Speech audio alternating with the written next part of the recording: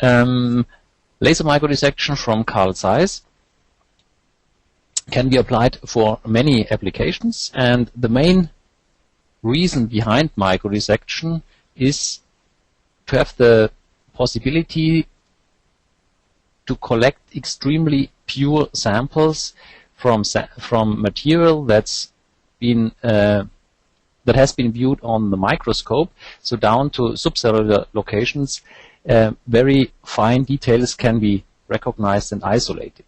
So in principle, most sample collection by microdissection is separation of wanted and unwanted cell parts and comparison of, for example, gene expression or gene composition. The whole system is based on an inverted microscope from Carl Zeiss. In addition to the normal microscope stand, we have on the left side a laser cartridge in a box, which is coupled into the microscope and allows the manipulation of material with a laser. This laser is an ultraviolet laser in the UVA range, so it's far away from the highest absorption of DNA and RNA or proteins at 260 to 80, which is the UVC range, which is highly damaging.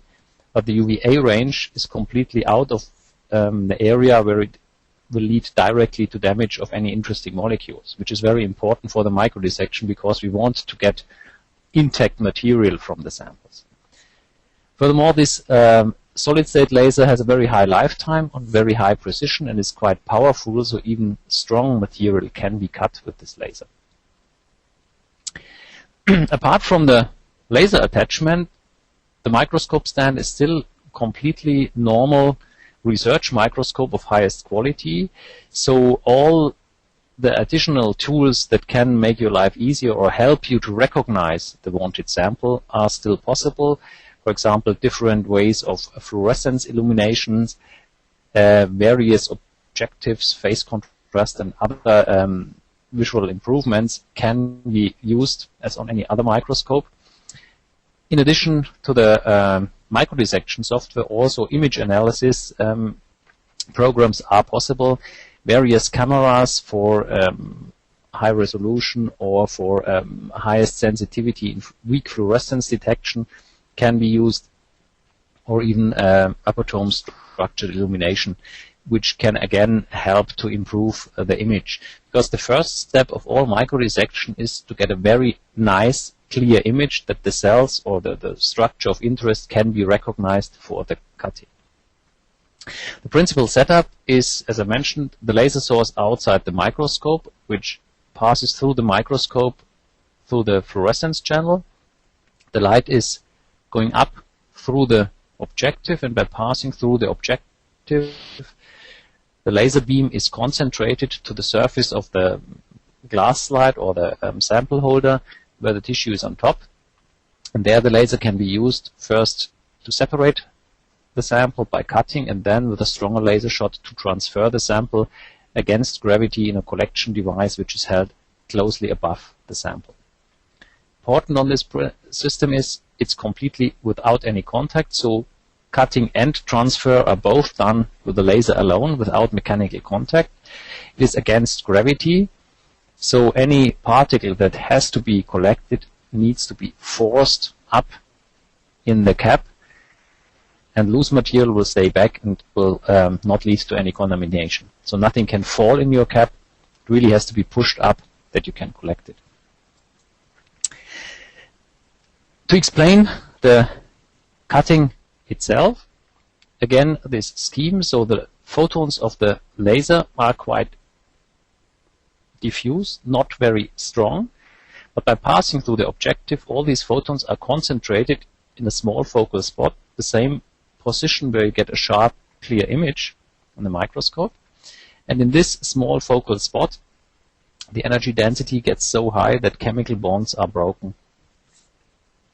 So you get a direct sublimation, solid materials, solid molecules evaporate as a gas cloud of atoms and electrons.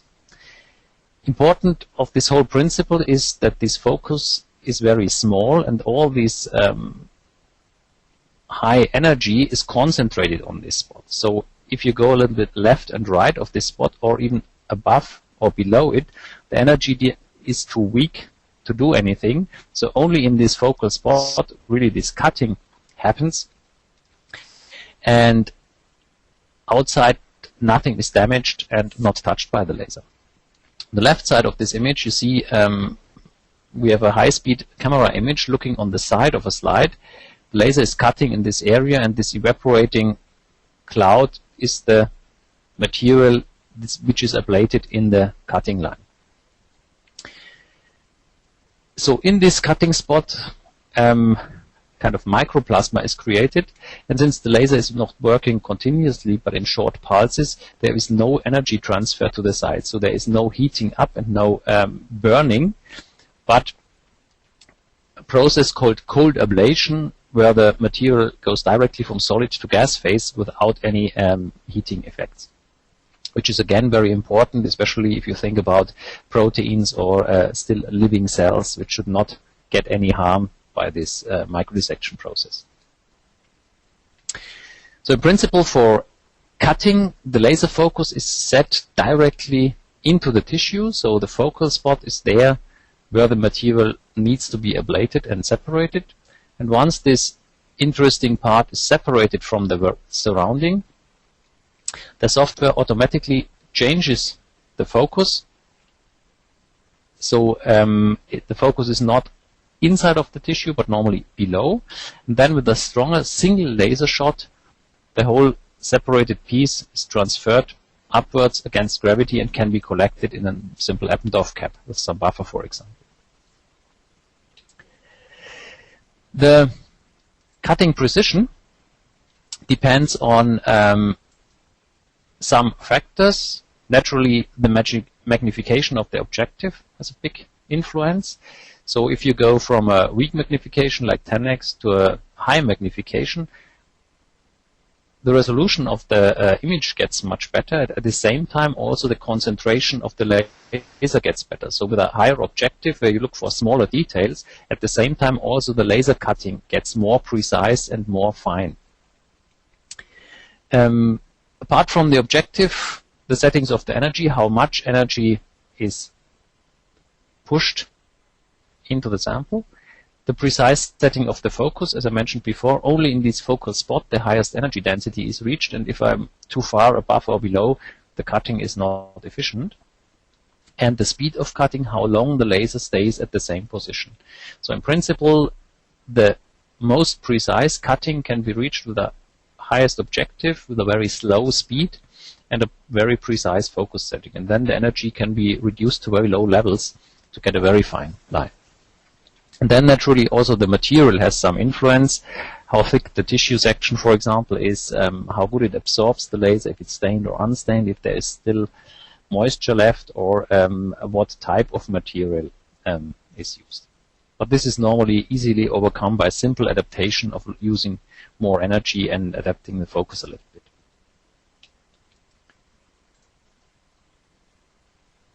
For easiest working, we offer special slides, which are called membrane slides. There, a normal glass slide is covered with a thin plastic foil, the membrane, and on top of this membrane, the sample, mostly a tissue section, for example, is placed. Advantage of this method is that the tissue does not stick directly to the glass, but just on this membrane, which is lying on the glass, more or less, and large pieces can be cut out with a single cut and transferred with a single shot, keeping completely the morphology, and the cut-out piece can be controlled in the cap as an intact piece. It enables a much faster and quicker collection of the sample. Also, the settings of the laser parameters are easier, especially for beginners. And a part of this fixation and staining, normal handling of the tissue section or material on slides or microscopic slides is completely normal, as with simple glass slides alone. This video, you can see the selection of the cutting line. So the laser is always fixed, but the stage with the sample on top is moved that the laser follows the pre-selected line and cuts it. So this created white line is the cutting of the laser. The laser cuts the tissue together with the membrane. So the tissue stays on this piece of membrane which is separated, and finally with a stronger laser shot this whole piece is catapulted and collected in the cap.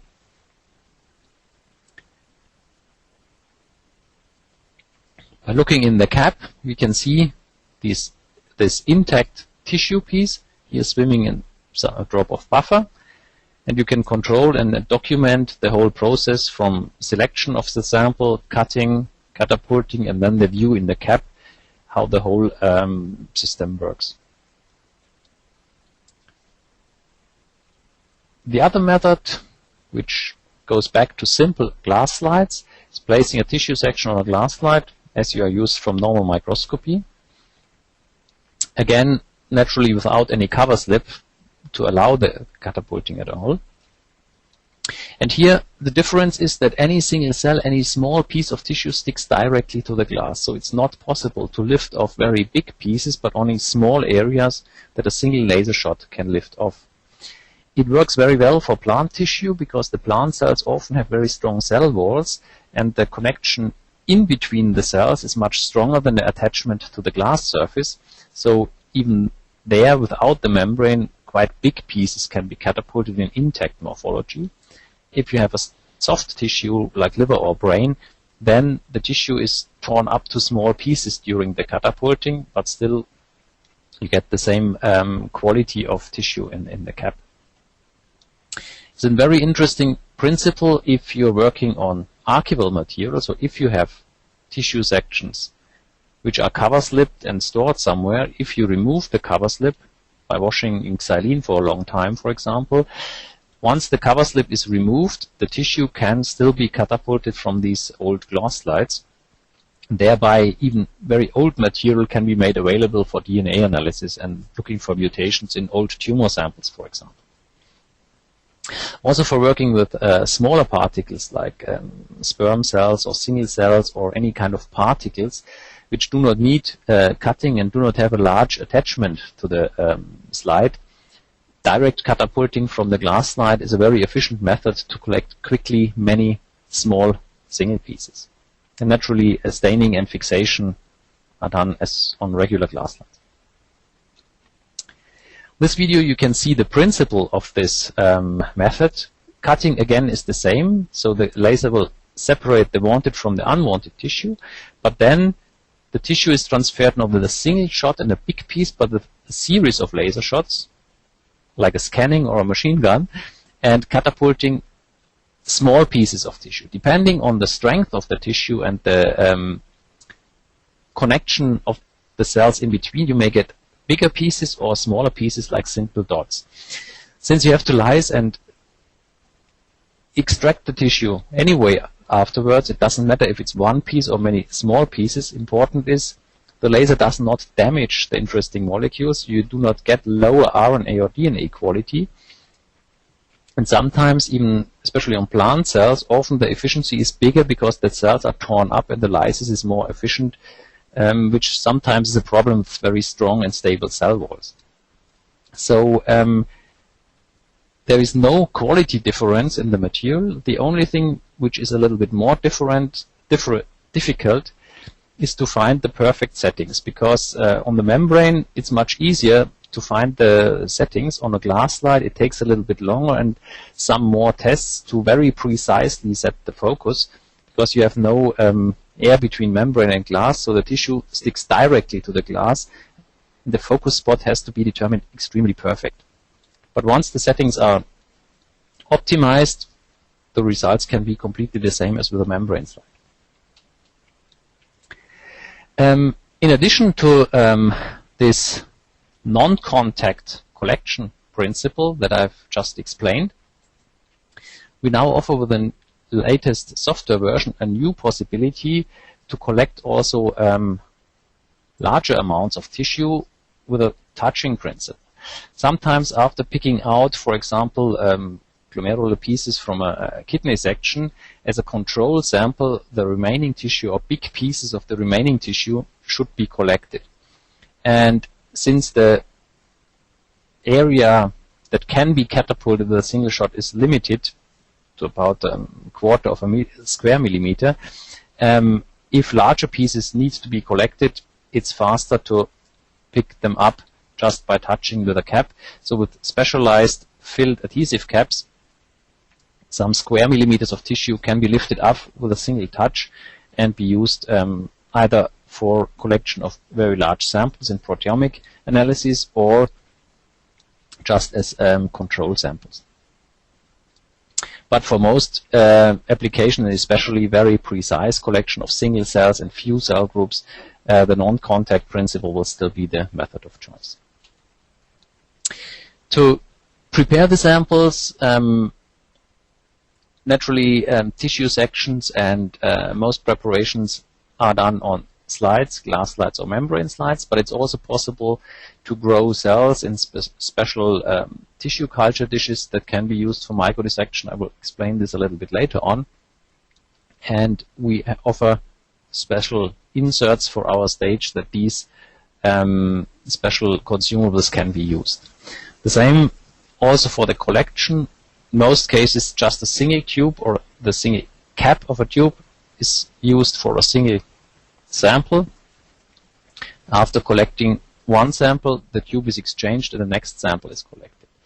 If a higher throughput or a collection of various samples in parallel is needed, we can use special holders where 8 tubes can be fit in, and the largest format would be kind of 96 well format, either 8 cap strips of PCR tubes or a real capture plate with 96 wells in which, for example, single cells can be catapulted. It's also possible up to the size of a 96 well plate format to create specific holders for special application. In this case, it's done for a ampligrid, which is a kind of glass slide with active spots on the surface, 48 reaction sites, where material can be collected directly to the glass slide and then be used for direct PCR in a very small drop of reaction buffer. Again, analysis of few cells or single cells in parallel for a quick analysis. Now going to some examples. So the smallest samples still useful on or that can be seen on a normal light microscope are chromosome preparations, and with the maximum magnification that we can use, a 100 or 150 immersion objective, it is possible to identify specific chromosomes and isolate them by microdissection. It's important to create good metaphase spreads, that the chromosomes are distributed as far as possible from each other. Then single lying chromosomes, like this one down on the right, can be cut out quite easily without any disturbing other material. If the chromosomes are too close together, it's difficult to place them on a separate piece.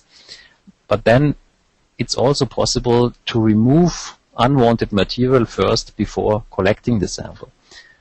On the left side you see an example. The wanted chromosome is this bent one, and the chromosomes in the surrounding would contaminate the sample. So by using a low energy of the laser, the surface of the membrane can be cleaned. So this small chromosome is removed, this one is removed, and clean space around the wanted chromosome is created. Then the energy is increased, the membrane is cut, and this single chromosome, this single DNA molecule, can be collected. See this on the right side in the video again. The laser is first used with a low energy to clean the surface of the membrane where this chromosome preparation was done. Then the energy is increased to cut the membrane, and in the center of this kind of membrane piece, which is used as a kind of plate, the single chromosome is collected with a single laser shot. In the cap you see this piece of membrane with the chromosome inside. So here we have isolated precisely just one DNA molecule from a preparation.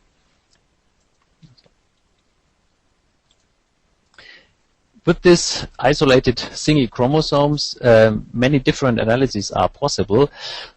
One thing is, for example, to use sample of this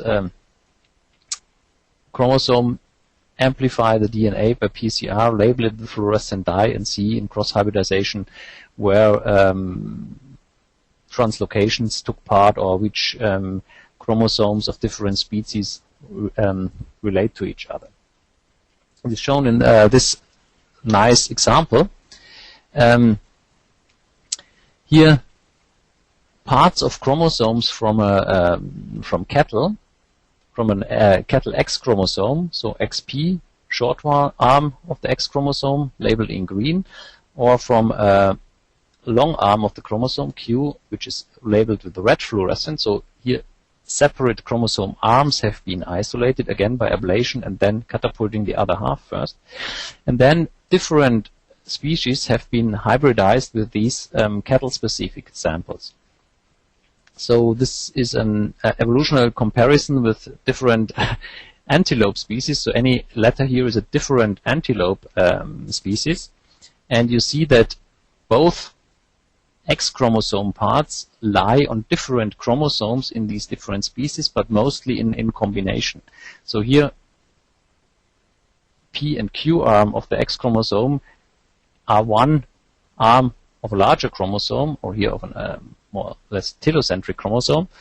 So cross-species relations for different genes, for different chromosome parts can be made. Even evolutionary charts can be created how different species, different animals are related to each other on the basis of these purified chromosomes, or here in this case even chromosome pieces. If the chromosomes are big enough, parts of the chromosome arms can be specifically isolated.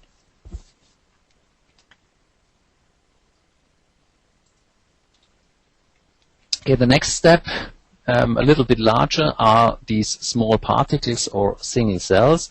In this example, sperm cell preparation. So sperm cells have all the DNA in the small sperm head and the tail for the movement.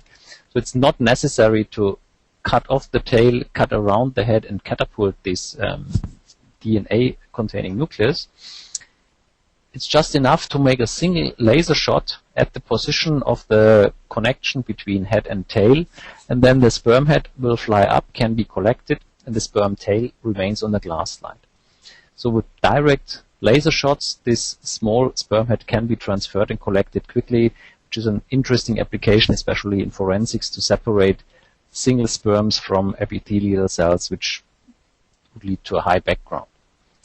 Here, every green dot would make one laser shot, and at these positions where you see these small white dots, already sperm heads have been catapulted and the tails still remain on the glass. So it's very fast to collect high numbers of cells once they are there. Most applications of the microdissection will rely on preparation of any kind of tissue sections. So it can be formalin fixed material, frozen sections, or even fresh material. Important is that preparations can be made where the structures are easily visible, where they can be recognized. Then in this case, for example, the glomerular structure can be selected, cut out, catapulted, and isolated in the cap. Once enough of those single glomerular structures are pooled, DNA or RNA can be isolated, for example. Here an example of a toxicology study where treatment of rats with different chemicals was tested to see how the development of the testis is influenced by this substance. This n-butyl phtalate is a kind of leading substance for softeners that are used in plastic production and are thought to lead to quite some damaging developments in the testis development. So here in the early stage of the development, tissue sections contain more or less two visible regions or visible cell types. One is the tubular region, which are these a little bit lighter areas. So they can be outlined, cut out, catapulted, and isolated or collected in the cap. And once enough of those regions are collected, RNA can be isolated and used for array hybridization. The same is possible for the interstitial cells, or the regions that will develop to the interstitial cells later on. So after cutting out all these tubular regions from the same tissue section, also the interstitial cells can be collected and used for comparison. After array hybridization, there are many possibilities to compare different samples. So with the same treatment, cells, the different cell types against each other, or various stages of treatment, various developmental stages. Important is all the time that very pure samples are created. Only if the samples are really pure, very fine differences will become visible. So if there are extreme big differences in expression, also, for example, tumor to normal tissue, it may be seen, but the fine differences, if only a weak difference in expression is created, will only be seen if the samples are completely pure. If the samples are mixed, you get just an intermediate result and do not recognize many interesting genes. So here, now with the pure samples, even minor deviations from the central line, which are all these blue unchanged genes, become visible. The same is naturally possible also with plant material. So again, depending on the visible structure or on the interesting piece, down to single cells can be cut out from various material. Here's the Stomata cells from plant leaf. So after selecting, they are cut out and catapulted. You see the cutting line around the cells. It just depends on the amount of material that can be isolated, on the sensitivity of the analysis later on, what can be done with this material. So almost anything which can be prepared on a microscopic slide can be used for microdissection, and then it's just a question of the downstream analysis, what can be done with it, or how many of those cells or regions have to be collected. Also, as mentioned before, fluorescence can be used for recognition. Here it's just autofluorescence in a lemon leaf material. So again, interesting vesicles or transport bundles can be recognized, cut out, so separated from the surrounding. After catapulting, the piece is missing, and in the cap you have this fluorescent piece or visible light, this area with the interesting cells. So it just depends on the necessary methods to recognize the cell, either normal staining with standard colors like hematoxylin, eosine, or methylene blue, or fluorescent dyes, or GFP expression in the cells. It's just important to specifically identify and recognize the cells, to draw a line around, and then microdissection and collection is possible. Some examples from plant development. Here the growth area of mice plants is interesting to see which genes are activated during the early growth beginning, or what genes are activated at different time points. So here it's on a glass slide. So this tip of the plant shoot is catapulted with a series of laser shots. So this auto LPC process I explained earlier. The unwanted material stays on the glass. The wanted piece is precisely catapulted, and then after extracting RNA, the either arrays can be hybridized, or comparisons to different treatments or to different stages of the development can be again made. This case, completely 962 completely new expressed, or in this case, in this treatment, newly expressed genes were detected.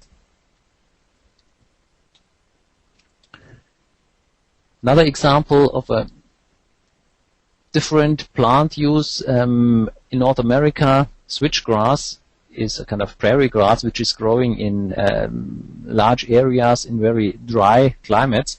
Does not need much tending, so it's easy to cultivate, and it would be of quite high interest to use this cheap material for production of biofuel, especially bioethanol. One problem there is that the cellulose, which needs to be fermented and used for the production of bioethanol, is difficult to access due to a strong lignification in these plants. So it would be interesting to control this lignin building, which blocks the access to the interesting molecules or the useful cellulose. So people are interested in knowing what genes are necessary or which genes are regulated for the creation of the lignin.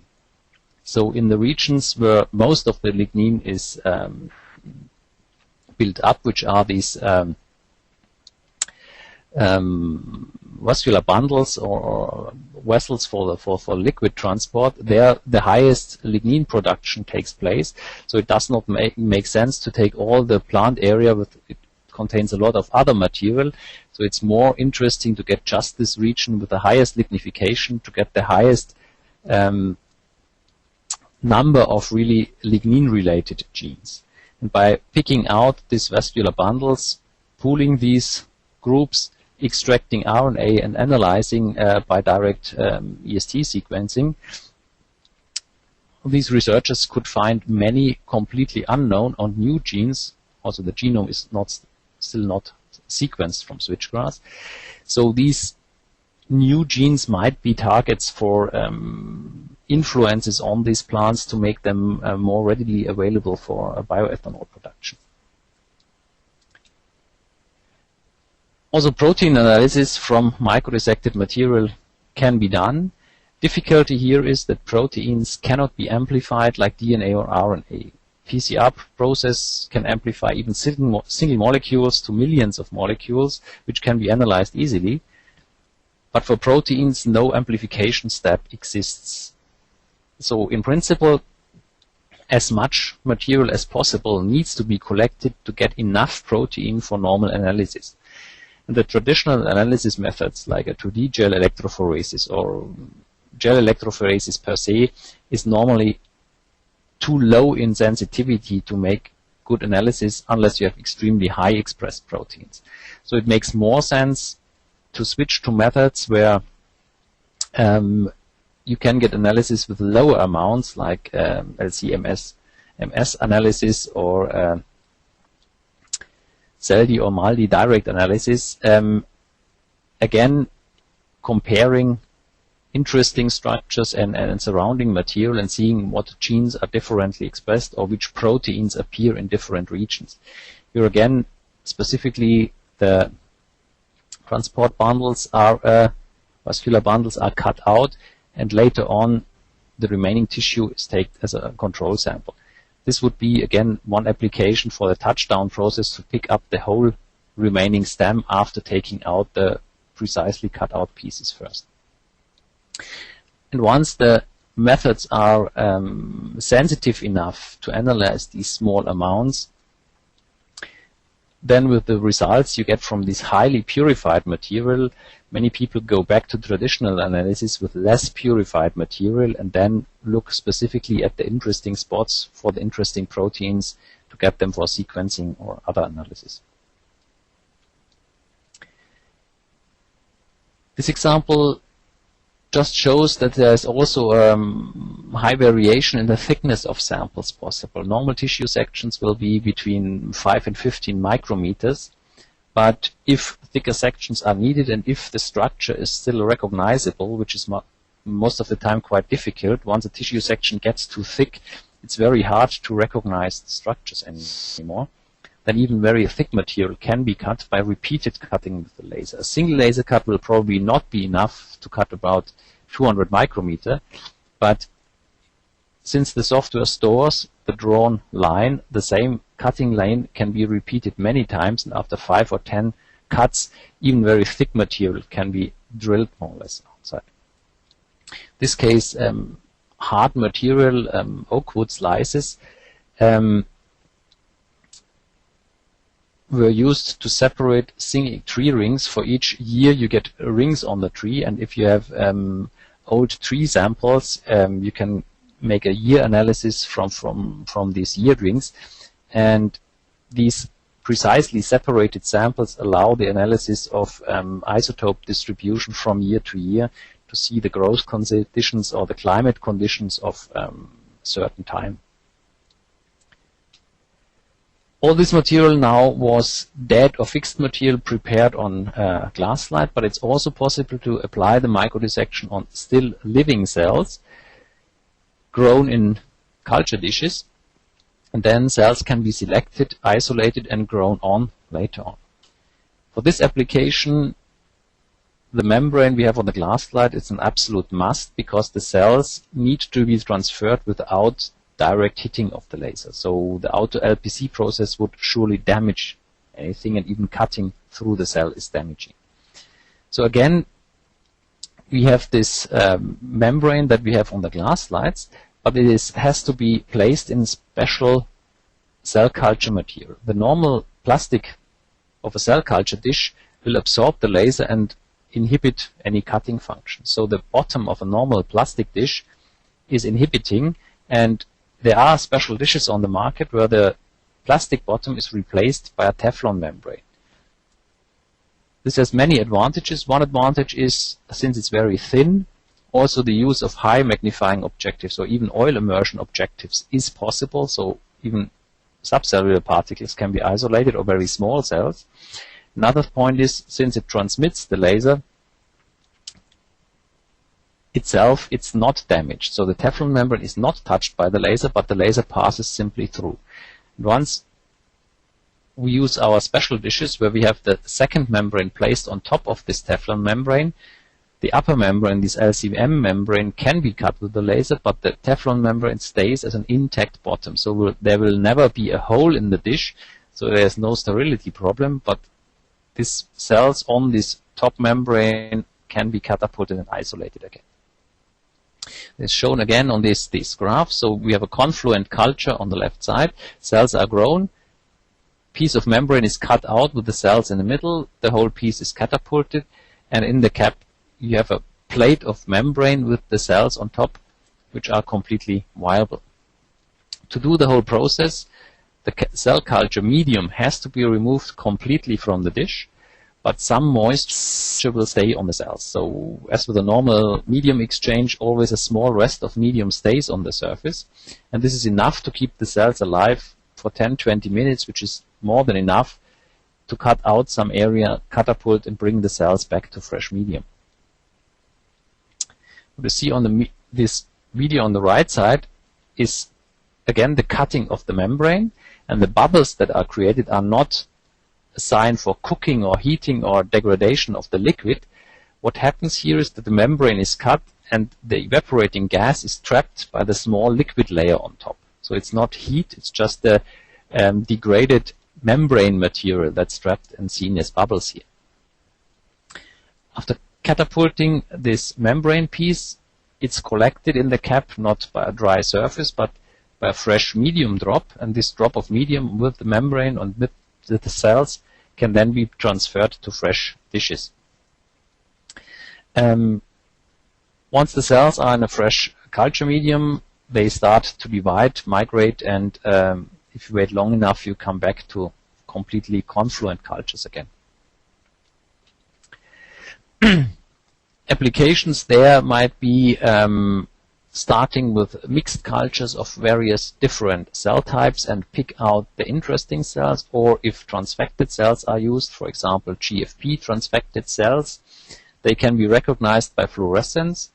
The cells can be cut out, isolated, and transferred to new dishes, and even if the transfection reaction was very ineffective and only few cells have taken up the GFP clone, those few positive cells can be isolated and specifically grown to fresh cultures.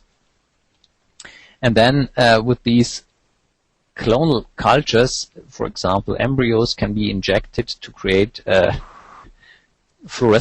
completely fluorescent mice, or to see the distribution of specific cell types in growing embryo or in body parts later on.